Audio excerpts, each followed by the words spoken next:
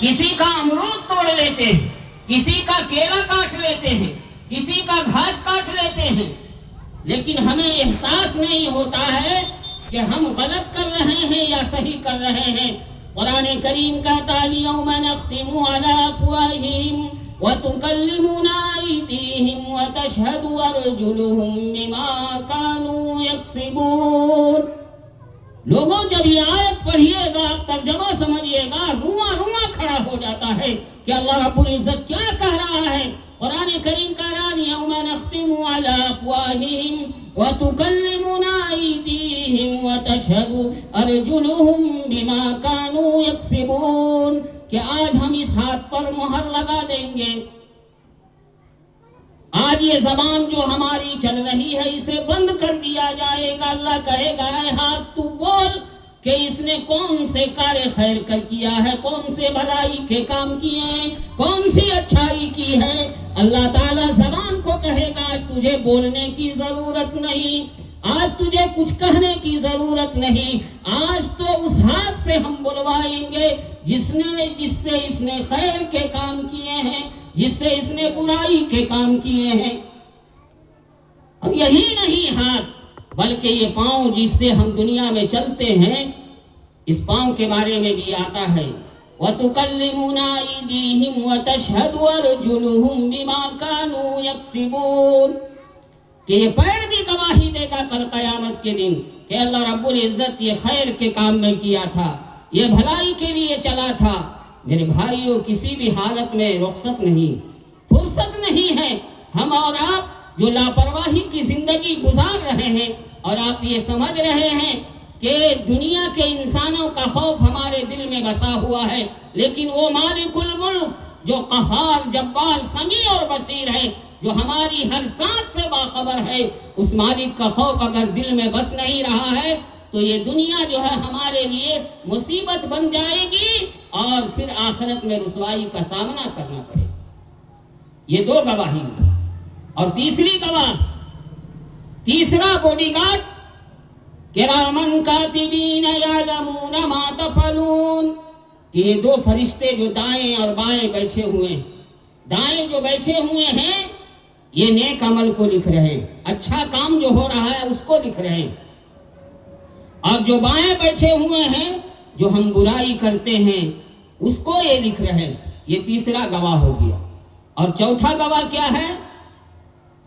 مَا لِهَذَا الْكِتَابِ لَا يُغَادِرُ صَغِيرَةً وَلَا كَبِيرَةً إِلَّا أَحْصَاهَا وَوَجَدُوا مَا عَمِلُوا حَاضِرًا وَلَا يَظْلِمُ رَبُّكَ أَحَدًا۔ ہم اور آپ کسی بنیا کے یہاں سے، کسی پرچون کے دکان سے سودا لاتے ہیں، حافظ صاحب کے یہاں سے کتاب قرآن لاتے ہیں، مسلح لاتے ہیں، عطر خرید کر کے لاتے ہیں، ان سے معاملات کرتے ہیں۔ اگر ادھار ہوتا ہے تو اس کو بنیا جو ہے دکاندار لکھ لیتا ہے، لیکن کسی وجہ سے حادثہ آ گیا، پھوس کا دکان ہے، اس میں بارش اتنی ہوئی کہ کاپی گل گیا، سڑ گئی، اس کی روشنائی ختم ہو گئی۔ اب دکاندار کہہ رہا ہے کہ میرا آپ کے یہاں 500 باقی ہے، گراہک کہہ رہا ہے 200 باقی، کس کی بات مانی جائے گی؟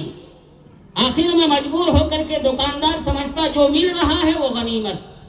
تو دنیا کی کاپی سیلاب کے پانی سے، بارش کے پانی سے، حادثات سے ختم ہو جائیں گے رجسٹر، لیکن اللہ رب العزت جس رجسٹر کو تیار کر رہا ہے اس کی روشنائی نہ مٹنے والی ہے نہ ختم ہونے والی ہے۔ قرآن کریم کا نام هذا الکتاب، کہ جب ہمارے سامنے نامہ اعمال پیش کیا جائے گا، لا یغادر صغیرۃ ولا کبیرۃ الا احصاها، جس نے کوئی چھوٹی بڑی چیز چھوڑی ہی نہیں ہوگی، سب کچھ موجود ہوگا۔ جس نے کسی کا حق دبایا ہوگا، جس نے کسی کو ناحق ستایا ہوگا، کسی کو گالی دی ہوگی، کسی کے ساتھ ظلم و زیادتی کی ہوگی، میرے بھائیوں کسی بھی حال میں اللہ جو ہے اس کو فرصت دینے والا نہیں۔ اس لیے ہم اور آپ کو ہمیشہ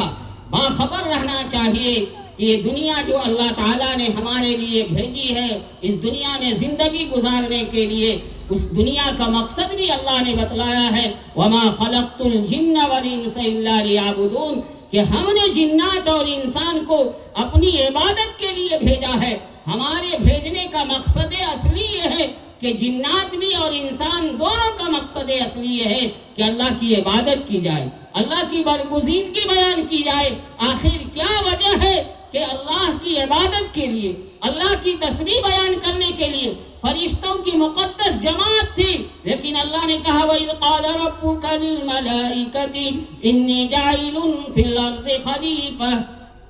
جب آپ کے رب نے کہا فرشتوں سے کہ میں اپنا نائب بنانے والا ہوں،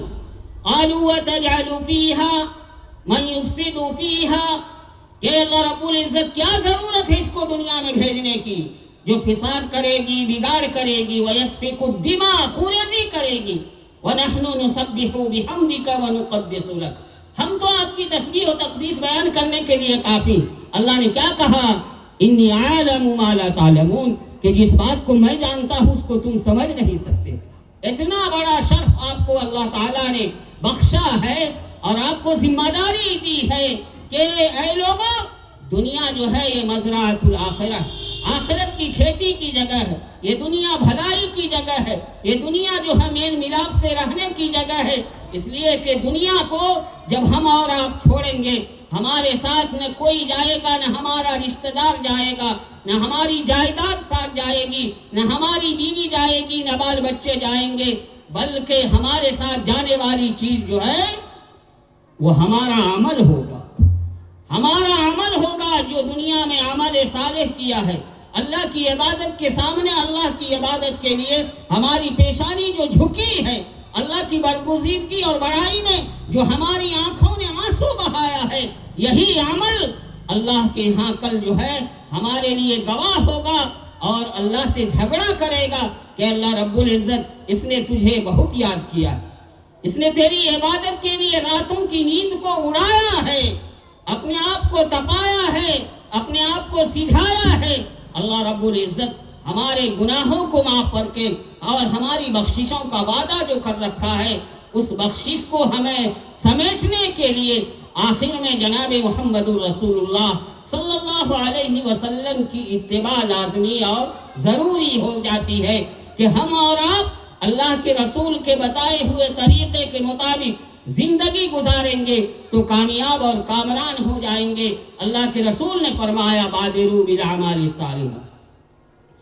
کہ اے لوگوں نیک عمل کی جانب سبقت کرو، دوڑ لگاؤ، فتنہ کا زمانہ آنے والا ہے، کقطع اللیل المظلم، جیسے کہ گھٹا ٹوپ اندھیرا، یصبح الرجل مومنا، کہ صبح میں حالت ایمان میں ہوگا اور شام کو ایمان دل سے نکل جائے گا، شام کو ایمان کی حالت میں ہوگا، صبح میں ایمان ختم ہو جائے گا، اور لوگ دل کے اعتبار سے اتنے کمزور ہو جائیں گے کہ یہ ایمان کی حقیقت دل سے نکل جائے گی، اور کیا کرے گا کہ دنیا کے لالچ میں پھنس کر کے دنیا کو حاصل کرنے کے لیے وَيَبِيعُ دِينَهُ بِعِوَضِ الدُّنْيَا، کہ دنیا کے بدلے دین کو بیچ ڈالے گا، اتنا ایمان کمزور ہو جائے۔ آج حالات دیکھ لیجئے کہ اللہ کو راضی کرنے کے لیے کہا جا رہا ہے، مؤذن کہہ رہا حی علی الصلاۃ، آئیے نماز کی طرف، حی علی الفلاح، آئیے کامیابی کی طرف۔ فجر کی نماز میں کہا جاتا ہے کہ نیند سے بیدار ہوئیے، الصلاۃ خیر من النوم،